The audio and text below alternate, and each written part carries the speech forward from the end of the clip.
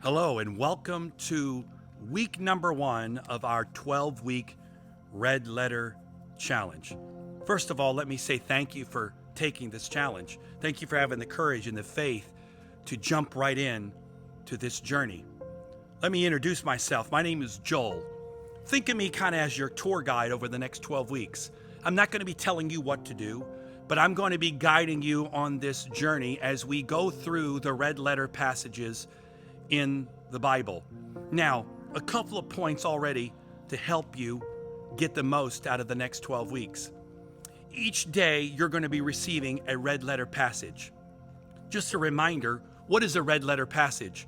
A red letter passage is a passage in the Bible that in some Bibles is highlighted in red.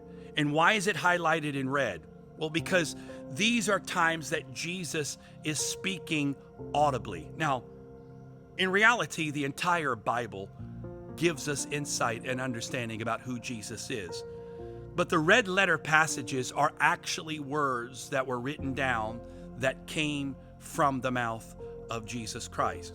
And so for the next 12 weeks, we're going to be focusing on the red letter passages found in the 4 Gospels. Now, I know a lot of you know this, but in case you don't, what are the Gospels? Well, the Gospels are Matthew, Mark, Luke, and John. If you have a Bible or you have access to the Bible, you will find that Matthew, Mark, Luke, and John are kind of in the middle, because in reality, Jesus became the hinge on which everything changed. We're going to see that in the next 12 weeks. So Matthew, Mark, Luke, and John are what's called the Gospels. Now, the Gospels were never written to be a biography of the life of Jesus. These were Gospels these were stories and accounts that were written for our benefit. So to get the full picture, it's good that we look at all 4 Gospels, not just one account. It kind of be like you and I if we each were a part of a situation or we all experienced something similar. For example, take COVID. And I had a chance to ask each one of you, how did you experience COVID? Now, you would be able to tell me enough insight that I could get the flavor of what COVID was about. But if I add more stories to the narrative, the more I talk to people, the greater understanding I get of what it was like to go through those 2 years of COVID. So think of the Gospels kind of like that. Each writer brings a different angle, a different viewpoint.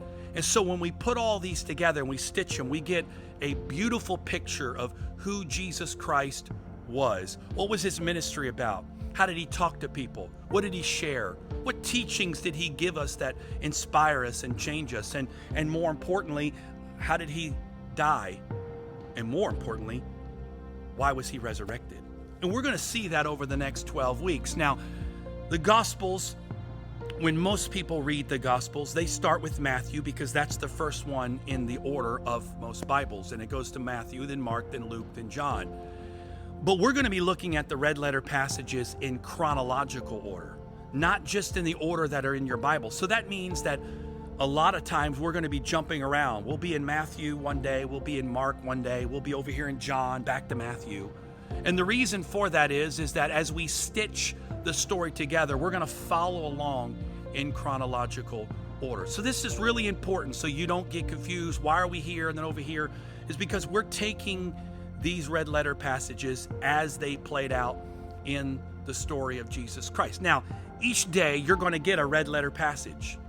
And some days it may just be 1 or 2 verses. Other days it might be 5, 6, 7 verses. It won't take you very long to read through them. Again, you'll be able to do all of this in about 15 minutes a day. As the old commercial says, 15 minutes a day can save you 15% on car insurance. Well, 15 minutes a day can change your life over the next 12 weeks. So Monday through Saturday, we're going to be taking off every Sunday. So Sunday, there'll be nothing. But Monday through Saturday, you'll be getting a red letter passage. Now, I will tell you this, that sometimes the red letter passage may be a single verse. And while, yes, it is the words of Jesus and it has meaning and value to read the red letter passage, sometimes you won't get the full extent of the story by just the red letter. Because, for example, sometimes it will say, and Jesus said, or Jesus responded, and then it will give what he said, but you don't know what he's responding to. You don't know what the question that was asked of him was. And so I would encourage you that if you don't really understand what's being said, that take the few extra minutes and read 5 or 6 verses before, 5 or 6 verses after the words of Jesus. And in some cases, you might even have to expand that further out. Why? Because it's important for us to know what Jesus was saying it, but in some cases, why he was saying it. And so that's point number 1. So each day you're going to get a red letter passage. Number 2, each day will have a key thought or a main thought. This is just something that's going to be sort of your anchor for the day. Just kind of something that we can kind of build our foundation for what these words mean to us today. Because let's be honest, it's not just about reading words that were written in an ancient book. These words have just as much power today as they did when Jesus spoke them over 2,000 years ago. But you know what you're going to find? You're going to find that in some cases, the world that Jesus was speaking into wasn't very different than the world we live in today.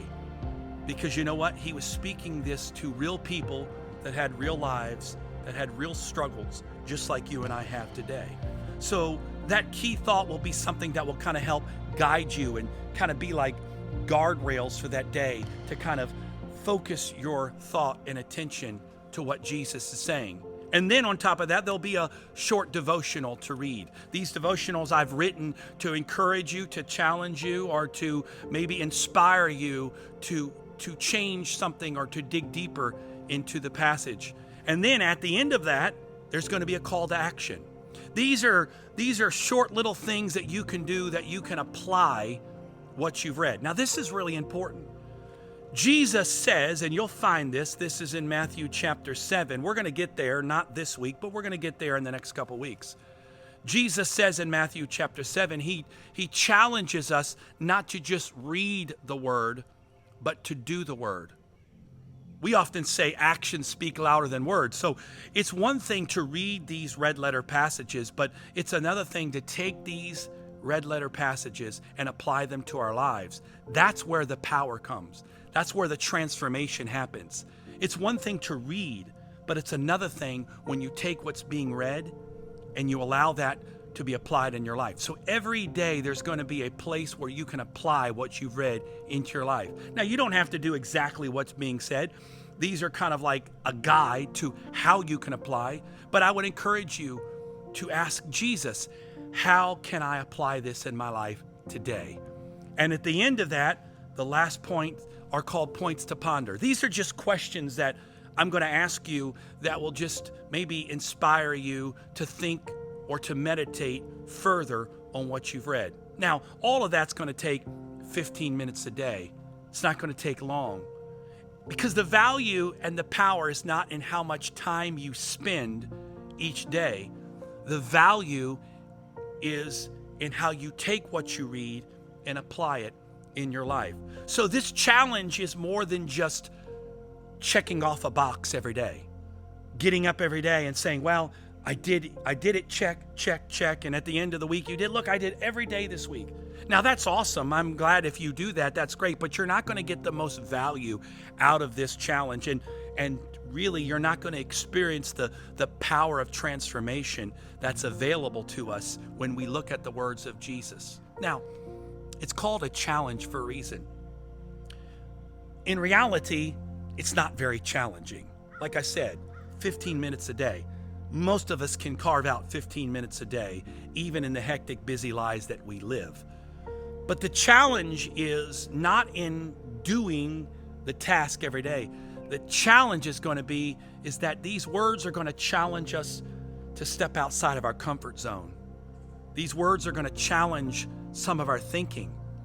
These words are going to challenge us to choose between Jesus' way and the way of our world, the way of our system, the way of our society. You're going to find that there are going to be days that you're going to be challenged with your value system. Jesus is going to present to you what he values, and it's going to be total opposite of what the world and people around us value. So the challenge over the next 12 weeks, is not in actually doing it. Because let's be honest, life happens, right? There are going to be days where you're going to get busy. There are going to be days where maybe you're not feeling well. There are going to be days where maybe you're traveling and you're not going to be able to get to that day. You know what? If you miss a day, you can get it back. You can pick it up the next day. So the challenge isn't necessarily in doing the task every day. And yes, we're going to have to carve out some intentional time every day so that we can read for 15 minutes a day. But what really will transform us is letting these words challenge us on a deeper level. Letting the words of Jesus Christ challenge our thinking, challenge the values that we hold to. And some days, they're going to challenge us to take steps out of our comfort zone. But I promise you this, if you would take these words and apply them, they're going to change your life. And you're going to see this in the very first week. Now, the very first week, I'm starting you off easy. In fact, each day there's only one verse. For the first 6 days of this challenge, week 1, every day is only a verse, and then a key thought, and a devotional, and then a couple other call to action points to ponder. But here's the point. You're going to find quickly that there's a theme to the first week. I recently read a story about a man you probably have never heard of. His name is Don Ritchie. Don Ritchie lived in an area near Watson's Bay, Australia. This is called the Gap. The Gap is a cliff or a series of cliffs that are in this area that line the Tasmanian Sea. And so Don had a house right next to these cliffs. Sadly, these cliffs became a very popular spot for people who were struggling with life that came to stand on the edge of these cliffs to contemplate jumping off and ending their life. And so Don began to observe this from his house, and he could not sit back and not and do nothing. And so Don, when he would see someone approach the cliff and realize they weren't just tourists or just there to observe the view, they were in distress, he would simply calmly walk up to them and simply ask, "Can I help you?" And over a course of years, he's accredited with helping over 180 people take a step back from that cliff and not take the leap. In fact, his family states that they believe the number is much higher than that. It's over 500. He was so impactful that the government of Australia actually awarded him the highest medal that you can give to a citizen. And Don's power wasn't in what he could offer. It was in the invitation, "Can I help you?" You're going to find that in this first week, that's exactly what we're going to experience. The first week, we come across some of the first words that Jesus ever spoke, and they're an invitation. It's an invitation to come and to see. That's what this first week is about. This first week is about accepting the invitation that Jesus offers you and I. An invitation to go on a journey, an invitation to explore who he is, what he's about, to let Jesus Christ show you who he is. For some, you already know him, but he wants to show you on a greater level. For some of you, you have no idea about who Jesus is. And I tell you, over the next 12 weeks, he's going to get to show you who he is. He wants to show you who he is.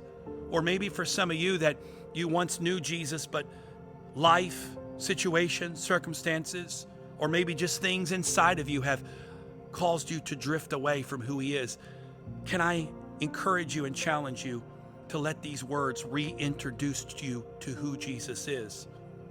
And then there's some of you that religion has painted a picture of Jesus that, frankly, it's just not true. They've painted Jesus out to be a certain way or to carry a certain image. But in reality, that's not who he is. And so I challenge you over the next 12 weeks to do your best to empty your mind of any preconceived ideas of what you thought and how you thought it should be or what you were told, and just let the words of Jesus speak directly to you. I promise you, I've said this before, and it's not my promise because I can't do this. Again, I told you, I'm kind of like your tour guide. I'm going to guide you along the way. I'm going to point some things out. Oh, look over here, or you may want to pay attention here. But in reality, these are not my words. These are the words of Jesus Christ. And so my encouragement to you today on this very first week, the beginning of the Red Letter Challenge, is let these words transform you. Let them speak to you. And I promise, I've said this now multiple times, but that's how strong I believe it. I promise you that at the end of these 12 weeks, you will not be the same. Because if you read through the Gospels like we will, you'll find that these encounters, that when people came and encountered the words of Jesus, they weren't the same when it was all done. We're going to find to be the same place for you and I. These words were spoken 2,000 years ago, but they're just as true today as they've ever been. The words of Jesus have the power to change, to transform, to heal, to inspire, to lift up. They can give you purpose and meaning, because it's not just the words, but it's who's speaking the words that matter. So I hope you're ready, and I hope you're excited, and maybe a little nervous. I get it. 12 weeks seems like a long time, but trust me, these 12 weeks are going to fly by. Stay consistent. And I want to encourage you that maybe if you're somebody that you're concerned about maybe not being able to finish, ask someone to be your accountability partner. Or better yet, find somebody and do it with them. Don't just do it by yourself. Ask somebody, say, look, let's do this together. And then each one of you can be accountable. You can even take time, if you're able to, and read it together. Read these passages together. Talk about them. Encourage one another. Pray for one another. I guarantee you, if you do that, you're going to get more out of this 12 weeks. So again, to remind you, this is not a challenge for you simply to check a box each day. Now, if you do that, that's fine, and I do believe you'll get benefit, but you're not going to get the full transformative value if you just check a box every day. Don't just check it. Let these words speak to your heart. Don't just be a hearer, but be a doer of what is being said. Now, before you go and you start week 1, I want to take a moment and I want to pray with you. Now, maybe you don't know how to pray. Maybe you've never prayed, or maybe you feel uncomfortable praying, but I'm going to pray with you just now and asking Jesus to let his words speak directly to your heart.